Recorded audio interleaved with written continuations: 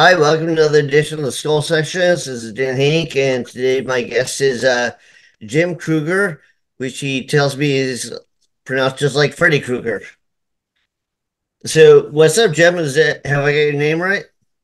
Yeah, no, that's right on. Thanks so much. I love that my last name totally matches your Tales from the Crypt hat. I can tell the synchronicity of this meeting. Awesome. All right, so tell me what you got going on. Probably the first thing to talk about is Hero Quest, the book I wrote with Steve Aoki. Right, I got a copy of it right here. I flipped it a little bit. I'm sorry, I was so busy I didn't read thoroughly through the whole thing. Oh no, no worries. Yeah, it's based on and inspired by so much of his music, his lyrics, the card game that he's creating. That's like the new version of like or a brand new kind of Pokemon or anything like that. Like just based on all these characters from his universe. Okay, so it seemed like it's a little bit different than like the standard like comic book or graphic novel format. You have like some text, you have some illustrations, you have music. What's going on with it? What's the project? So it is. I think like in certain, I don't even know what you would call it. It's clearly a YA novel, but at the end of every chapter, or every sequence of chapters, there's a manga section. And then there's also at the end of every chapter a bunch of bios and illustrations. And it's really grabbing all the strengths of the comic industry and the prose industry and even the gaming industry to create this kind of amalgamation that's a complete experience of kind of this world. And in addition to that, each chapter is named after a is is titled after one of Steve's songs, and there are even hidden lyrics in each chapter that correspond with that song. So it's trying to like almost out Lucas himself, you know. Well, so like did I think I read in your bio that you did some work for like the major comic companies. Was that correct? Oh yeah.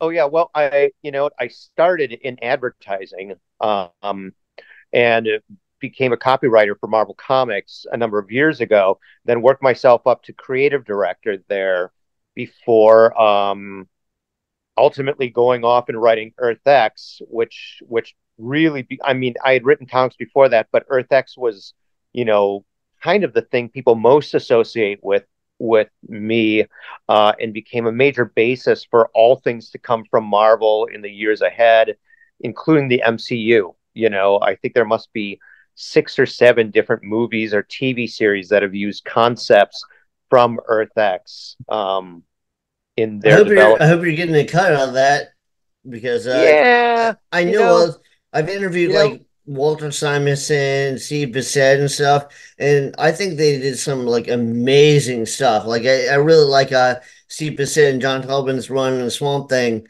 but I know they don't really have any rights to that stuff, so it's they kind of made money off other things later on. yeah, I don't, you know what? In some ways, like with Eternals, there was definitely something given. Moon Knight, I don't think there was anything given, but you know what? I'm very grateful. I'm very grateful when a bonus is given, and I'm grateful to have my name in the special credits section at the end, regardless. And so there's no reason for me to complain. I'm like just happy to be here. That's unusual in the industry because it seems like everybody complains about something. Whether it's writer or artist or whatever. But all right. So the this thing that's like kind of an amalgamation of a bunch of different things. How are you pitching it? Like, would it be like I wouldn't guess it would. So it's not straight up comic book, so I wouldn't guess you're pitching it straight to the comic book market. Were you? gonna hit a couple different markets where you're gonna see like where the strongest like gravitation and pull was for that? Well, I don't know how people are tracking the sales of the book. I know we're on our third or fourth printing by now. And so what's happening is and I know you can get them in Barnes and Nobles as well as Barnes and Noble as well as Amazon as well as comic shops. They're kind of, they're going out wide with this to as many people as Steve Aoki has fans, which is millions and millions. So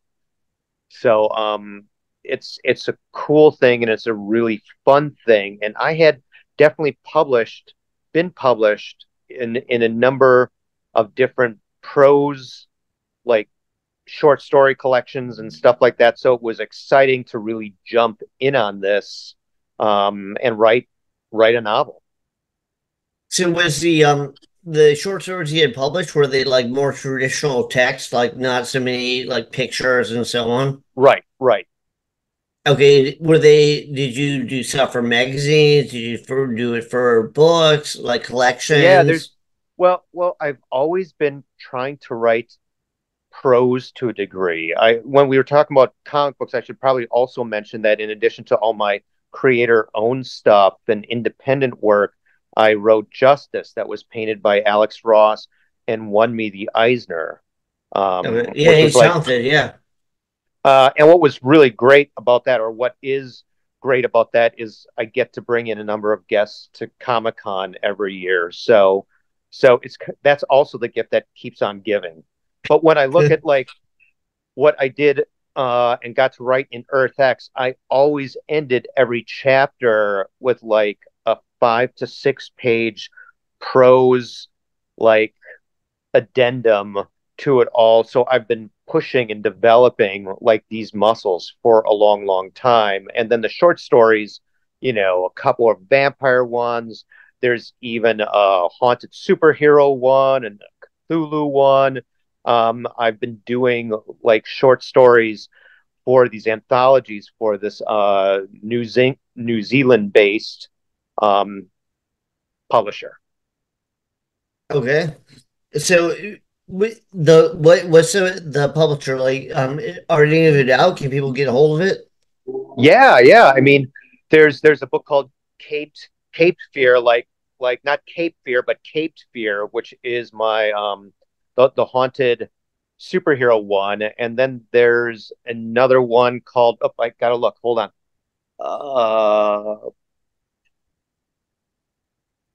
Oh, Dracula Unfanged, which looks at Dracula in a very different light, and I did a story in there called "The Artist Formerly Known as Vlad," which is about how the true, well, I don't even want to say. And then there's another Nosferatu one coming out this fall, I want to say, and I just finished the Cthulhu one, and I don't know what the Cthulhu book will be called, but it's been really exciting to kind of almost work in this what if genre. And then at the end of the year, from the same publisher, I have my first 13 haunted Christmas stories, which will come out in volume one of Oh Haunted Night. And then another 12 next year. My thought was that between both books, people will have their own haunted, um, almost Advent calendar where they could read a short story every day to celebrate, the coming of Christmas. I was considering call it Oh Unholy Night, but I thought that that would freak out too many people and kind of push them away from the holiday spirit that's still there, even though there's a little scary here and there. Well, they're all different like takes on the holiday spirit, everything from like Santa Claus to Krampus to whatever. Um, Totally. In fact, my Krampus story is called "I Saw Mommy Killing Santa Claus," which I was so proud of that title. that's a pretty grabbing title, are these like illustrated works? Are they like short stories? Is there like Yeah, a no, they're all combination? short. They're all short prose stories. Okay. So the short the short prose stories are totally different than what the comic book thing that you're putting out right now. Yeah. Okay, and do they have all different publishers? Do you have like one unified publisher? I don't, my entire life, like all the Earth X stuff came from Marvel, Justice came from DC. I've done work for Dark Horse and Image and, IDW and like I've always been all over the place and even different publishers than that. Um, I even just did a graphic novel for Chick-fil-A Well, internally, which turned out so well and so good that I'm what did like, Chick-fil-A want? That's really strange. well, it's an internal graphic novel. It may came out come out one day, but basically they said, look, Jim, all our managers love superheroes and superhero movies. Can you take some of our leadership principles and turn it into a graphic novel with superheroes? And I did, you know, and I made some jokes like, hey, is it okay if I write some of this on a Sunday and stuff like that? And it was all good. They were actually amazing to work with, and the principles were all like great things. It reads like almost like a classic Justice League story if you were to do it today.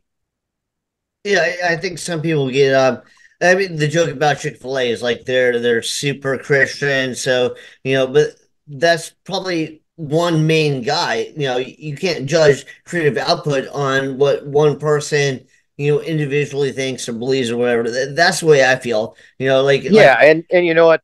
This wasn't, this wasn't anything like there was no dictation about that, or there was no like you have to do this or do this. I just took those five principles and really just did a story that set them up, and they were all principles that seem wise and would relate to every single person, regardless of who they are.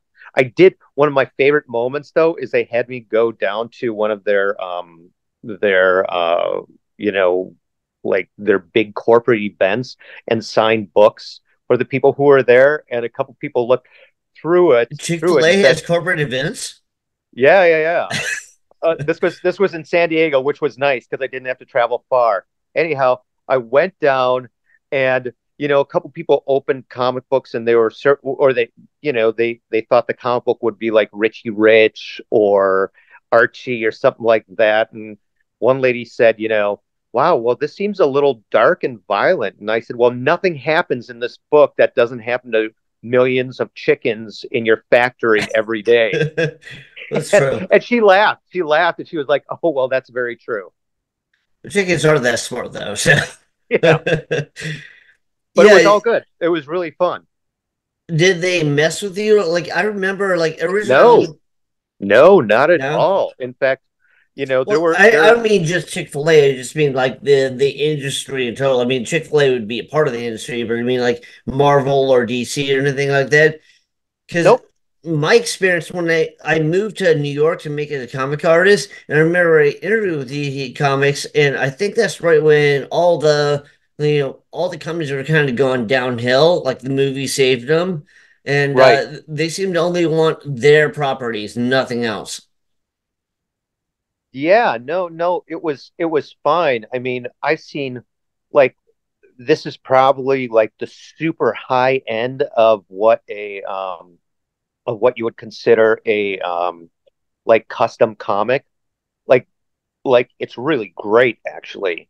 Like I'm really proud of the story and proud of the characters and got to create all these new characters, and I had my artist Welby, who I did both Marvel's X, the prequel to Earth X with, and the No Ones, which is a really hard book to find, but I really love it, that I wrote years ago. And he and I have been working on so many things always. Um, he came in and no one messed at all. In fact, it was more exciting for them to have their own heroes because the heroes could be created to kind of be metaphors for even the principles and stuff like that were listed. And they're just obvious, like great principles, like a leader doesn't put off for put off a problem for someone else to solve. A leader grabs that problem and solves it today. You Right. know, like just completely typical. Like not typical, but I mean like, you need to, a leader serves the people that are under he or her, rather than expecting them to serve him or her. It's just like, what are the best ways to embrace and create a team? And so the book came off like without a hitch. And that's the Chick-fil-A one. What's that? That's the for Chick-fil-A one, the one that came off Yeah, without hitch. Yeah. yeah. I mean, they kind of always do, you know. Like it's just like I've been very fortunate in You that had a good way. experience. Yeah, Oh, and I've had a good experience practically always and everywhere. Like okay. and even the thing I'm doing right now with Steve Aoki right now, because I've already started on book two. It's like really exciting because Steve has these pieces, and to write is for me to write and then get involved in those pieces is to figure out ways to like link this concept with this concept and this concept with this concept. And so a lot of times I see my job as being like a puzzle maker, even when all the pieces aren't all in place yet, but having to come up with ways in which these concepts fit together. And that's really exciting for me. Okay. Um, is there a big market for it? Like, have people been very receptive to it so far? Yeah, no, no. People seem really, really excited. Steve and I have done a couple signings.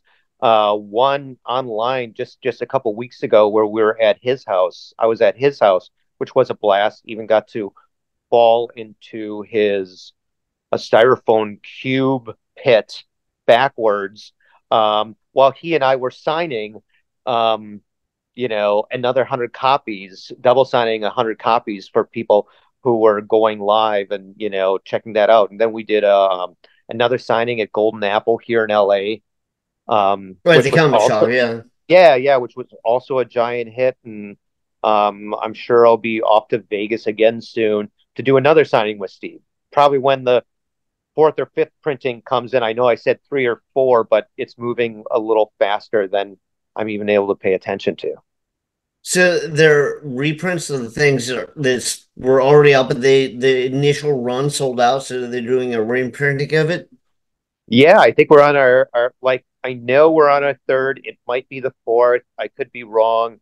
But it just continues to sell out every time they do a printing of it. Okay, how can people find this, get a hold of it, buy copies of it, give you Uh money? you can go on Barnes and Noble. I know it's on Amazon.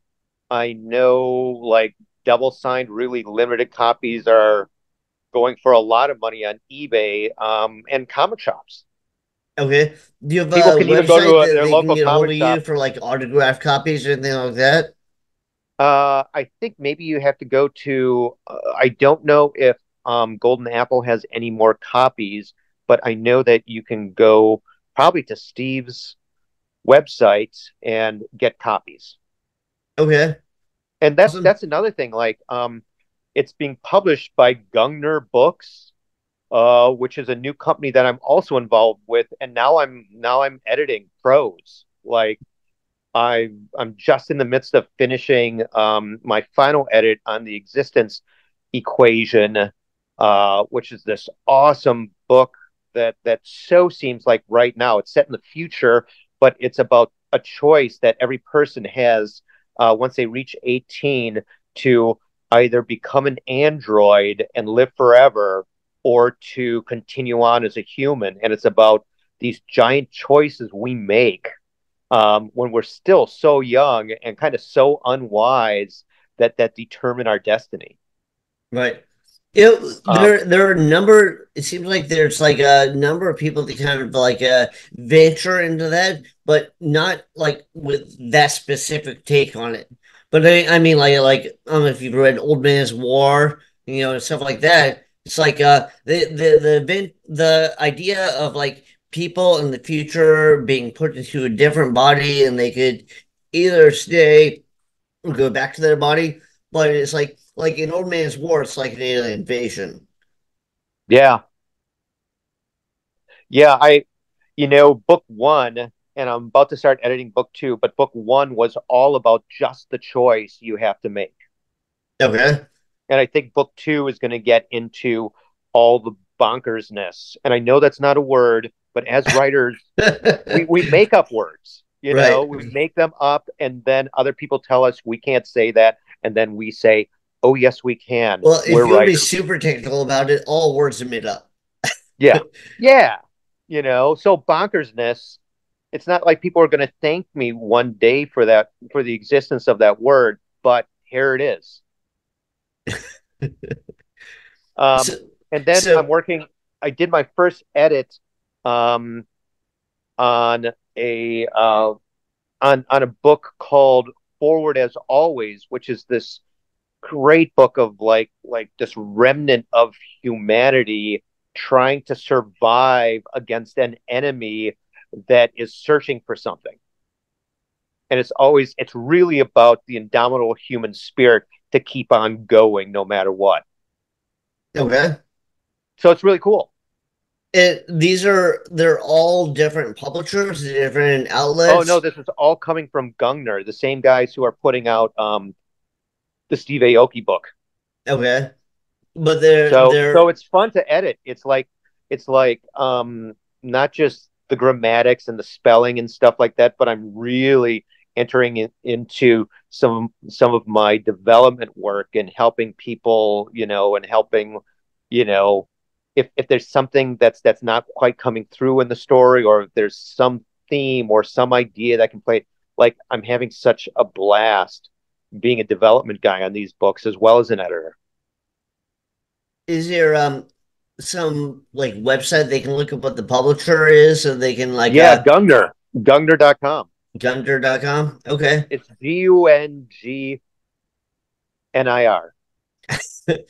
Okay, So yeah, it's I'll named post a link after up the so people can check it out. And yeah, like, it's named after the spear of Odin. oh yeah. Well, I'm Norwegian, so I've read all the Norwegian myths, so I should have known that. I should have got that. Oh, But cool. And that artist I work with, Welby, he's also in Norway. He's okay. so amazing. Yeah, I remember. I mean, back in the day, you had to like bring your stuff into a comic shop, but that's not the case now. Now you have people from all over the world, and they just like scan it in and send it to the publisher. Yeah, yeah, for So sure. it's definitely changed the venue. Okay, so do you do like comic cons or anything to like help market Yeah, the I do book? Comic Cons. Like, I don't think I'm going to be set up at this year's Comic Con, but I'll definitely be there. I tend to do the Comic Cons. There are two reasons I'll do a Comic Con. And the second one's just selfish. The first is it a well, actually they're both selfish. I'm sorry. You know, the first is it in a place I want to go to? You know, Right. so it's like I always want to go to the one in New Orleans, and it's so awesome. It's like the second week in January, or like the first major weekend in January, and that also happens to correspond with the Joan of Arc parade. That's the very like pre like Mardi Gras parade of the year. It's not like crazy Mardi Gras, but what's interesting is they have a parade for Joan of Arc and they pass out matches. How's that for irony? It took me a moment to go, oh yeah, that's right. Wasn't she like burned at the stake, I think, and they say she was a heretic? Yeah. Yep, yep, indeed. So like I like to do that one, or of course I do Comic Con, and partially I'll do Comic Con just because I'm able to get so many guests in because of the Eisner award, which is really nice because I can help out friends every year. And I do New York a lot. Um, I'll do WonderCon. I do the cons that seem available to me, but that's the first reason. The second reason is if I want to meet someone like some sort of classic writer or artist who has been around a long time, I want to take like one of my great collections is I have a collection of every single variant Marvel Masterworks. since they started, and that's over like 350 volumes at this point. Um, and you know, I, before I got into this, before I even had fans, I was a fan and I'm still a fan. I still love so much of the work and appreciate so much of the work and so many of the storylines that have become, this rich pantheon of Marvel and DC history. Do you have a specific like established character that you really wanted to work with? Do you have had the chance to yet? Okay, so I mean, other than Injustice, I really, really, really have a giant Superman story I want to tell. Just this giant epic Superman story, and the only thing I'll hint about it is there's one thing that we've been told about Superman that I just want to have Superman say, "I'm sorry, I lied. That's not my story," and then step off from there. You know, I Did you said see? it because I thought people would feel better if I put it that way, and then move from there. But I think it makes all the difference in the world in the mythology. It probably does. Would it dramatically change or destroy the mythology? No, 'Cause no, no, not at all. If anything, it lifts it up and makes us go, oh yeah, that's right. Okay. Because at the same time, it's a terrible thing when anyone changes the mythology to a point that we don't see the character we love anymore. yeah, no, I definitely agree. Did you see Man of Steel with Henry Cavill? Yeah, of course. Did you like it? I did. I did. I didn't, I'm still bothered by the death of Jonathan Kent, Superman's dad. I'm like, yeah, no, that one felt like, no, that's not right. Where he gets taken in the twister and he tells Henry Cavill not to do anything about it. Yeah, not to save him, Yeah. not to reveal himself, not to save him. Though, if the story beat had been there a little later, where he said, "I listened to my father, I listened to my dad instead of listening to myself," if I and I was like, it hurt me so deeply. I will never let that happen again. If I can save anyone, I will save them. Like if they're good that beat, that regret, I would have Yeah, been like, oh, awesome! I see what they did. Oh, that's so good. That motivation. Blah blah blah blah blah. I think that's further proof that Hollywood needs good writers in there because sometimes I think Hollywood goes, "Oh, we need the flash bang pow, whatever." It's like a good writer could craft that into a more well told story. Well, and I'm not even going to say there was anything bad about the writing. In fact, I felt like that was a really enjoyable No, Superman I movie. I like was it. I really like that take on Superman too. Like it's like instead of like doing the jock football player take, it was more like he's from an alien world, just a little bit different. So he's trying to figure out how to deal with his humanity, what humanity means, and how to incorporate that into his character in this world.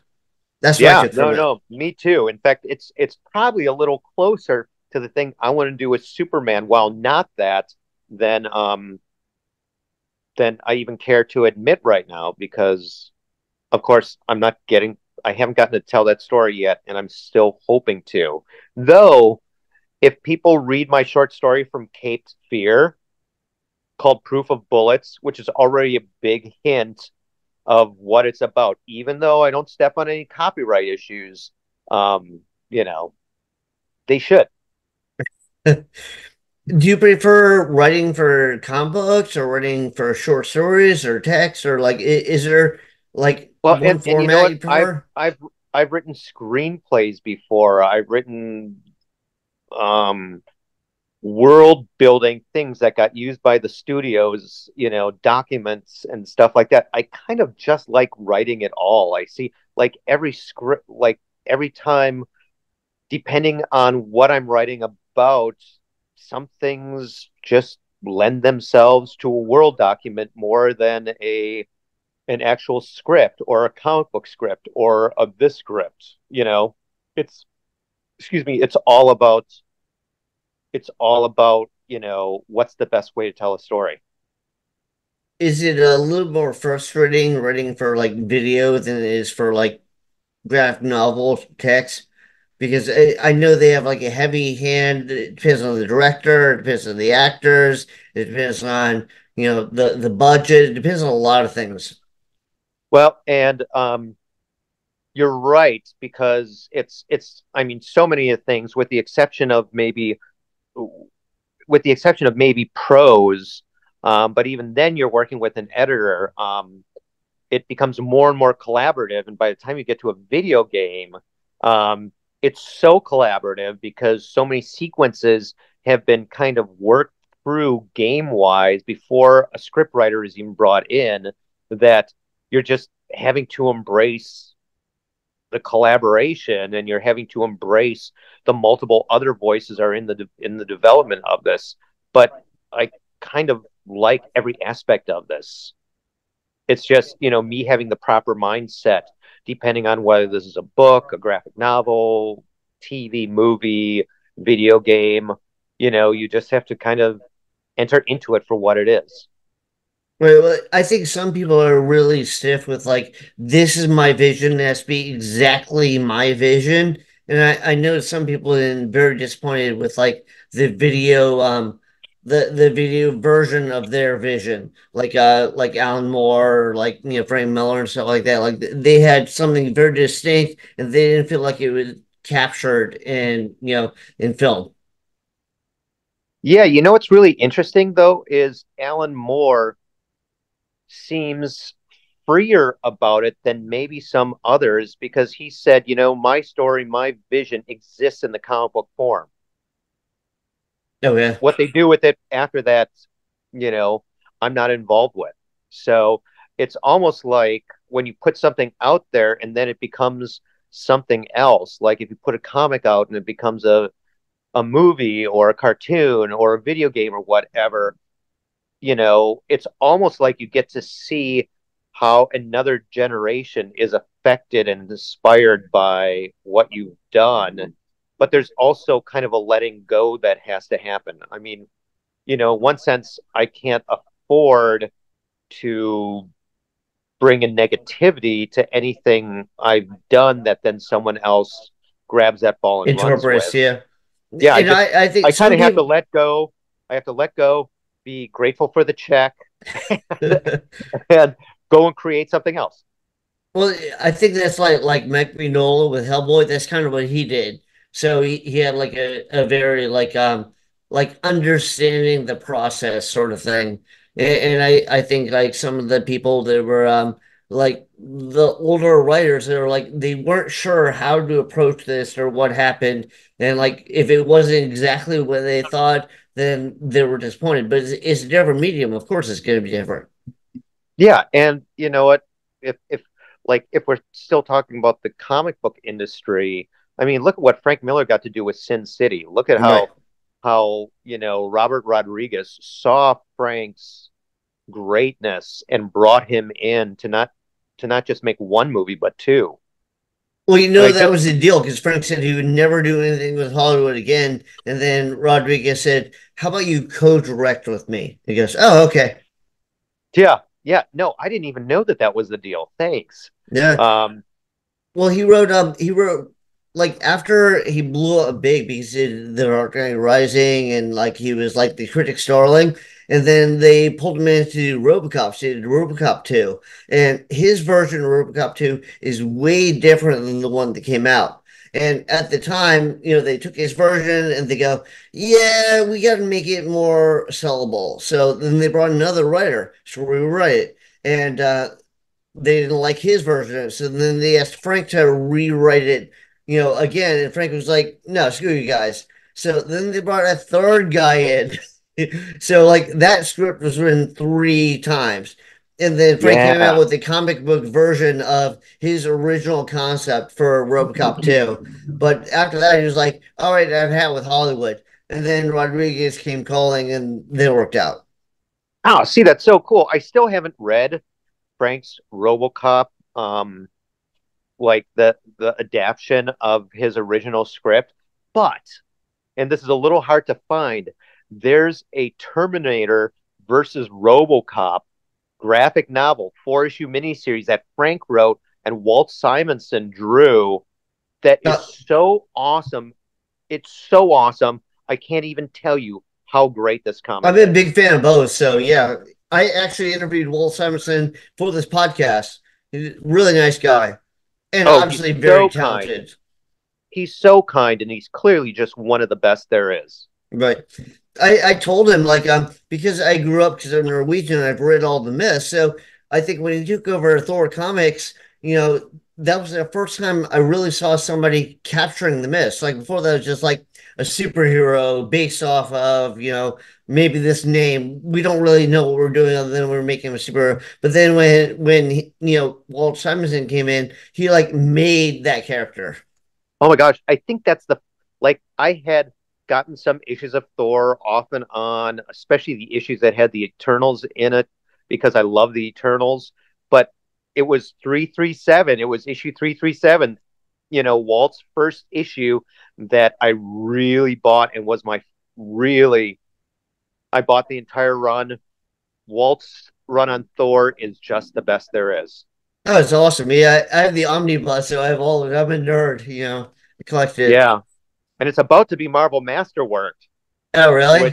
which will be the first time they go back since the omnibus and deal with the coloring to make it as close to the original colors as possible. Oh, okay.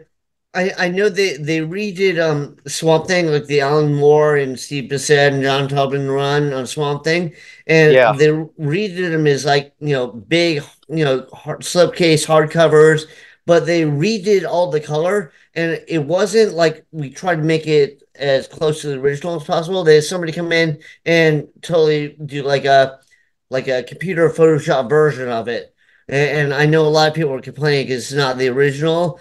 I like it. I have it. I think it's a great job. You know what? I love Alan Moore's Swamp Thing so much. Like I just hold it up as like maybe even one of the things that inspired me to write. In fact, it was Miller Daredevil, it was Alan Moore Swamp Thing and Captain Britain. And those are the things that made me Oh, yeah, want to his become Captain a Bird is totally underrated. Oh, he is. And those Alan Moore and Jamie Delano written issues of Captain Britain are Mhm. still some of the best comics there are. Oh, they're awesome. So it's, I think it kind of missed the mark, like, or it missed like the commercial mark, but it didn't miss the mark as far as good storytelling. Is it was in the UK. It's called Marvel Man. Here it's called Miracle Man. Oh yeah. I mean that stuff was great. And Like, then he leaves, and who comes on? Neil Gaiman. yep, yep, yep. So much goodness. The other since we were going this route, the other comic I cannot recommend enough, and they put out hardcovers a couple years ago, so you can still find it, is and they put out four hardcovers. Is if you can ever get a chance to read Grant Morrison's Zenith or Zenith from 2000 AD.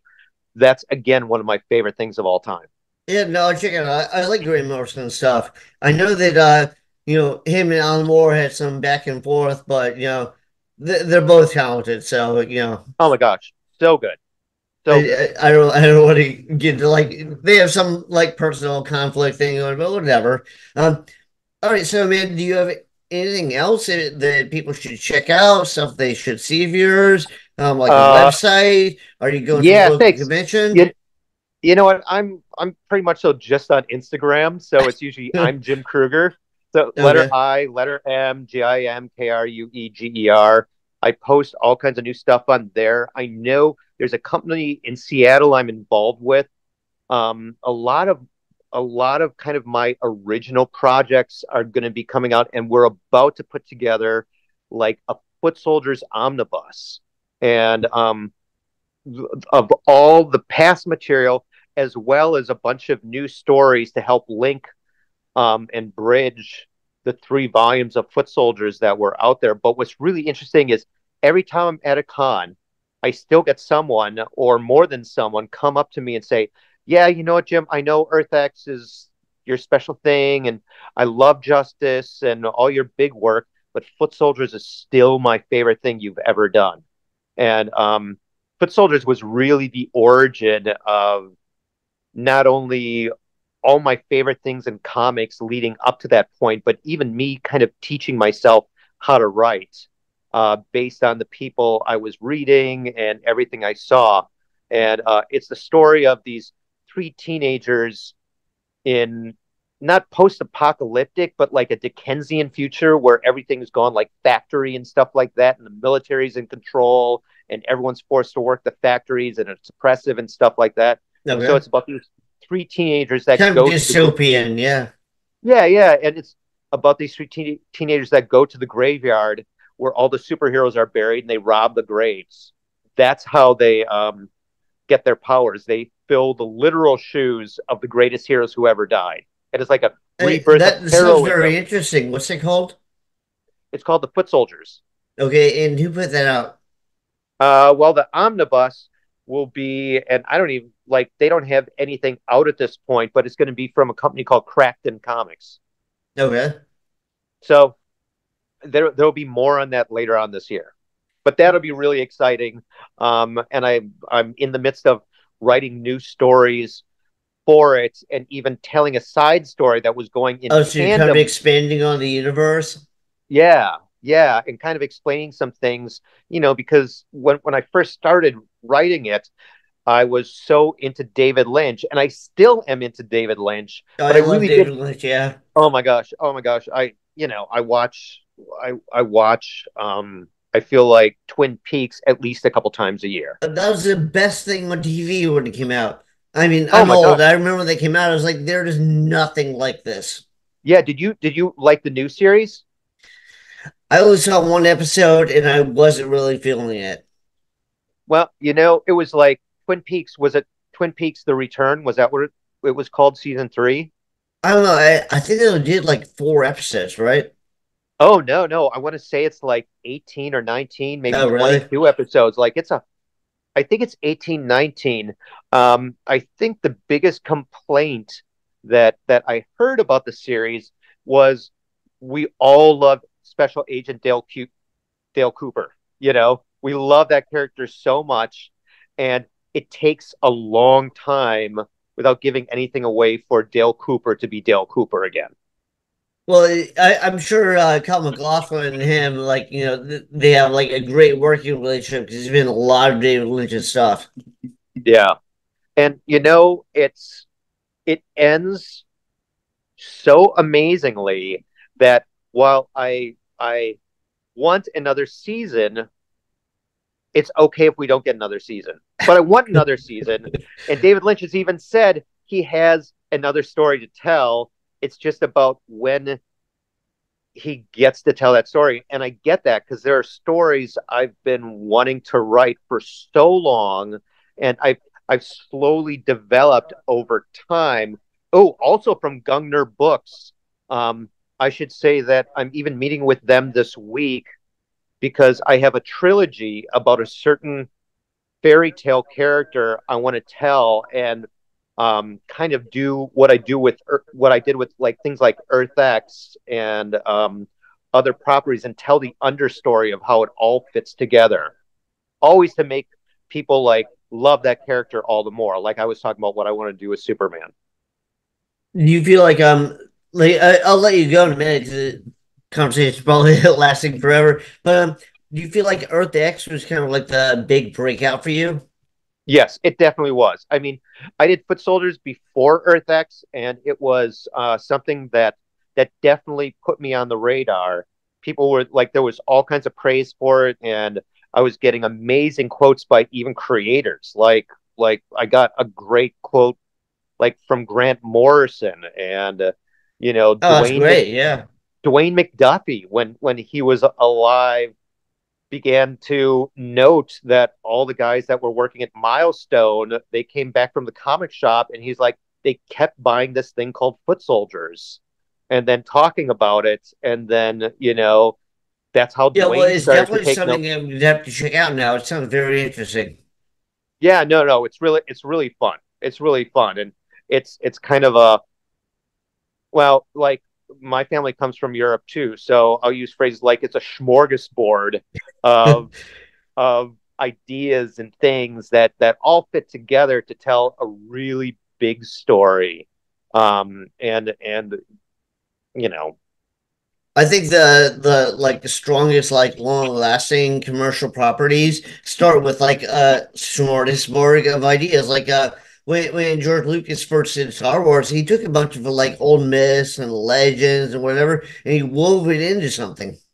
oh, totally. The fact that George Lucas took a fairy tale and set it in the sci-fi universe is so great and so smart because he knew that deep down we all respond to fairy tales. Wait, well, I know he also thought like that was his baby, but he was like, yeah, it's probably like everyone told him it's going to be crap. It's not going to sell. And then it blew Except for everyone away. Spielberg. Except for Oh, Spielberg. yeah? Spielberg knew, yeah. But I remember everyone told me he actually saved a bunch of the props from the first one because he's like, we're probably gonna have no budget for the second one. And then the first one like blew out so much that like he was like, okay, we're starting all over again. So he Yeah. actually scrapped that script and he came in with like a more developed one. Right. By the way, have like I've known this for a while now. There's a if you can find them, there's a two DVD set of the original trilogy where you can get the original theatrical version. Oh yeah. Yeah, it's like in the special features and stuff like that. So the second disc has the theatrical version on it, and so I don't know if I have Return of the Jedi of those sets, but I definitely have Star Wars and Empire. Um, I think I'm kind Empire of Strikes Back is like the best of the whole series of movies. It's in one of my top five of all time. oh my gosh, yeah, no, it's so good. I think I like the original Star Wars What, New Hope a more. little bit better? Yeah, a little bit better, only because it's such an introduction of that world. Was it the first one you saw it? Because the first one Yeah, I it was saw the in first one the I saw. theaters was Empire Strikes Back. Oh yeah, no, for me it was the original Star Wars. And I remember dragging my parents, and they were like, "Okay, Jim, settle down. There are lines. We may not even get in." And I was like, "Well, then let's get there early. It's going to be the greatest movie ever. I can tell. I knew deep down it was going to be the best, and it was. Yeah, to this day, it's awesome. The whole like Luca and your father, and yeah, awesome. Oh yeah, and I think only the first and second issue of the comic book had come out by that point. So That was the Marvel Comics version, right? yeah, and they were adapting it, and it was like drawn by the great Howard Chaykin and inked by the so Yeah, no, great he's amazing. I love Howard's Steve work. Aloha inked Chaykin, which made it even more beautiful and more amazing to check out. I remember going into that movie being so afraid for Obi-Wan Kenobi, and I knew in my heart he was gonna die. I was so worried and so upset because I think that's my favorite character of the bunch. I love Obi-Wan. I think I love the old wizards like How Gandalf can is you my not like Han favorite Solo Lord though? of the He's like Rings. the rogue. Yeah.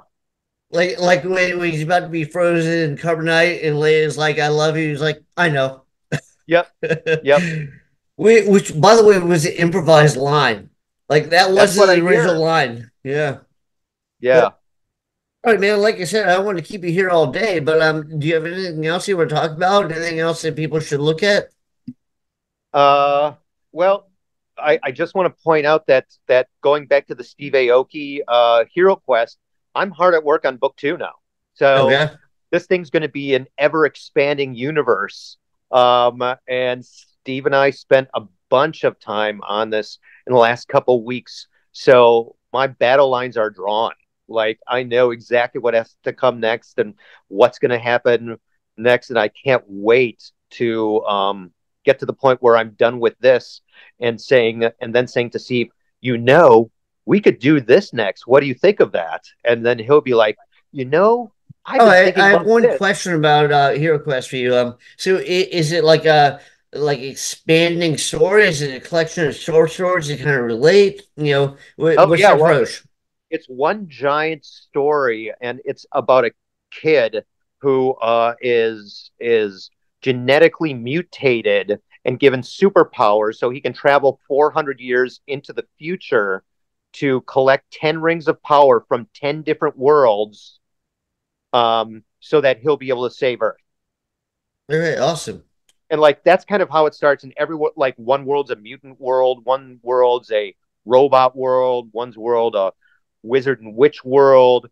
And with every world, he has to find and locate this ring that will help him save Earth. But the problem is that none of these worlds are the same once he takes the ring from that world or gets the ring from that world or is given the ring from that world. And What did so they it's de-evolve or something? well, what happens is these rings are kind of even empowering those worlds. So it's like in some cases he's taking a power source away from that world. In some cases, he's taking the very thing that helps the people of that world. And what it is because he's trying to save everyone on Earth. The whole process is about him realizing how really hard it is to be a hero. So he's kind of like not meaning to, but he's turning into Thanos for the Infinity Stones, sort of. You know what? I don't want to say, but what I want to say is that, um, however book one ends is nothing compared to how book two begins. And if Hero Quest book one is Star Wars, Hero Quest book two is definitely The Empire Strikes Back. Okay. Yeah, well, everyone should definitely check it out. And like you said, do you have any other links or anything you want to throw out there? Only like the link to Gungner books is really it. I can email you afterwards if you need it. Okay, yeah, please do.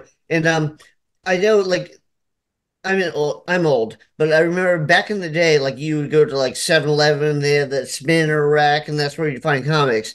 And then I know they went through the whole like private comic shops, format where you could get stuff like Watchmen and Dark Knight and stuff and Faust and stuff like that. And I think a lot of those are kind of going away now. What's the best way to get it? I would say, you know what, directly from Gungner Books, Barnes and Noble. Barnes and Noble has a special, I think, for it. Amazon is great, and I think there are Amazon still stopped carrying magazines. I don't know if they carry comics, but I think they stopped well, carrying well, the magazines. book itself, I want to say is like 200-300 pages long. Like, Okay. like it's a I know they book. carry that. Yeah. Um, and I'm also one for saying, I don't know how many comic shops are in America alone. I know that there are many, many thousands and thousands all around the world. And I don't know if it's 2,000 in America or 800 in America or what it is, but there's something for going into a comic shop and saying, "Hey, can you get this book for me?" I always want to support the local comic shop and do whatever. Like I travel a lot and I love road trips a lot because it helps me kind of clear my mind and all that kind of thing. Anytime I go into a different town, I always check out a comic shop and I always go there and sign books for them and talk about what I'm working on. And, my heart is with the comic shop owner. Yeah, no, I agree. Definitely, the comic shops where it's at, because like you go in there, the people that sell are fans. Like some of them, like when I was in Florida, a lot of them were like artists for like smaller companies as well. But they know everything. Like, check this out, check out this author. He's really good. This is the next breaking story. So you really get like a much deeper dive than you would if you just like looked at Amazon on the computer. Yeah. Yeah. No, no, for sure. For sure. Okay, well, awesome, man. Everyone, check out your stuff, and thank you very much for doing this. And Hey, thank you. This was a blast. okay, We got awesome. to Yep, we no, I got to enjoyed geek it. out for an hour. What's not to like?